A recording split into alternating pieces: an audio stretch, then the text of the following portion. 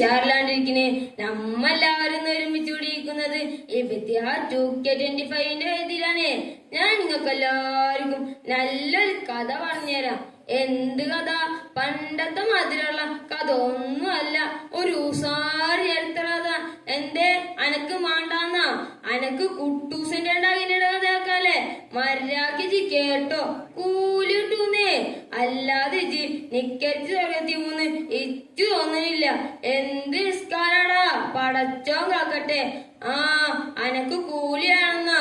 അങ്ങനെ വഴിക്ക് വാ, ശ്രദ്ധിച്ച് കേട്ടോ. പണ്ട് അറേബ്യൻ നാട്ടിൽ വലിയൊരു രാജാവ് ഉണ്ടായിരുന്നു. സത്യം പറയാലോ, പടച്ചോനവനെ പെരുത്തിഷ്ട. ഡാടാ കുഞ്ഞാപ്പ അടങ്ങിയിരുന്നോ, എന്നെ മക്കാറാക്കണ്ട. അങ്ങനെ മൂപ്പര് ഒരു ദിവസം തന്റെ ഭാര്യയെ തേടി ചെന്നു. എടി പെമ്പറന്നോളെ, എനിക്ക് ഇന്ന് 3 ദുആക്ക് ഉത്തരം കിട്ടും. എന്താപ്പ ചെയ്യാ? മൂപ്പരും പെമ്പറന്നോളെ ഇരുന്ന് ചിന്തിച്ചു. എന്നാ പിന്നെ ഓളമണ്ടേ ഒന്ന് എന്താന്നറിയോ? നിങ്ങൾ ഒന്നും നോക്കണ്ട മനസ്സാ, ഇച്ചു പൊളിച്ച് മൊഞ്ചു കൂടാൻ തോന്നോളി. അത് പറ്റൂലാട്ടാ. പിന്നെ എനിക്ക് കിബറ് മൂത്ത് വല്ലാത്ത വണ്ടിയുമല്ലോ. അങ്ങനെ ഒന്നുമില്ല മനസ്സാ, അതൊക്കെ മറിച്ച് ഇബാദത്ത് ചെയ്ത് അങ്ങനെ ജീവിച്ചോളാം. ഓളെ ഇങ്ങാനും കേട്ട് മൂപ്പര് മനസ്സ് കെട്ടി ദുആറുന്നു. ഇന്റെ റബ്ബേ, ഓളെ മൊഞ്ചു കാണണ്ടേ കുഞ്ഞാപ്പോ? ഓളെ മുടി തപ്പട കെടുക്കും. കളിയാ പാട്ട് പിന്നെ തുടങ്ങിയില്ലേ. കാണിക്കണ്ടോരൊക്കെ കാണിച്ച്, കേപ്പിക്കണ്ടോരൊക്കെ കേപ്പിച്ച്, ചിരി കാണിച്ച് ഇങ്ങനെ നടക്കും.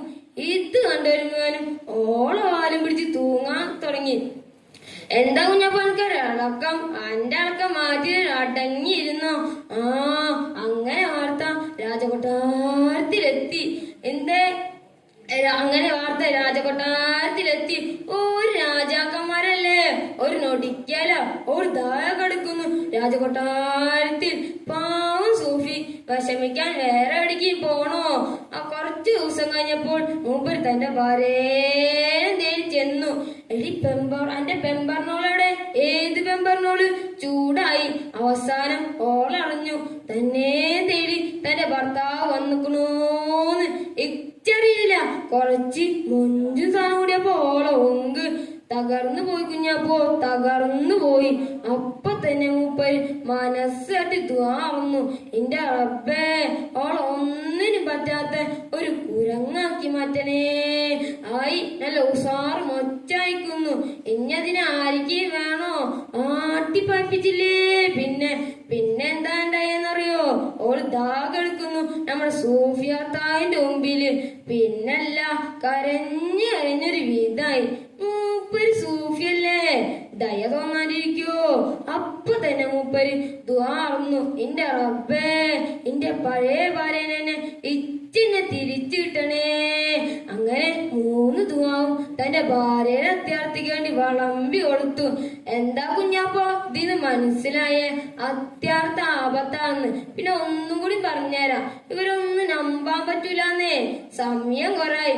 ബിലാലെ സൈക്കിൾ എടുത്തേ പോട്ടെ. അസ്സലാമു അലൈക്കും.